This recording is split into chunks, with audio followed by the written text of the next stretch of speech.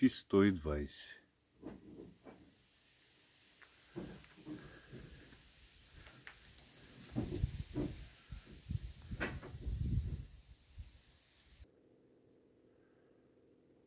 Задължително е за камина да има оборотен въздух. Използвал съм меко гофре за аспирация, затова съм го бетонирал.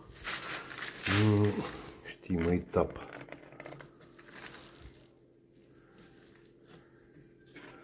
Задължително е камина да има оборотен въздух. Ако искате да не ви пуши, колкото по-близо е оборотния въздух, той няма да изстудява. В противен случай камината ще търси оборотен въздух от някъде другаде и ще вкарва студ под врати, от прозорци, което ще ви удря в краката и в кръста, докато стигне до камината. Не правете тази грешка. Оборотният въздух трябва да е максимално близо до камината.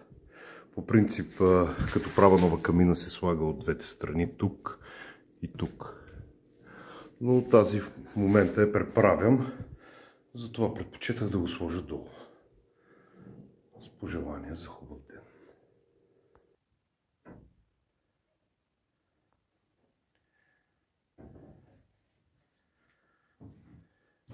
Тази я преправях и това е руска печка. Отваря се при запалване, след запалване се затваря и огъня се пръска по стените и се задържа в долната част на руската печка. Това са 350 тухли плюс още 200 кг свързващи материали, около 10 акумулиращи печки, които ще топлят 15 часа след угасване на камина.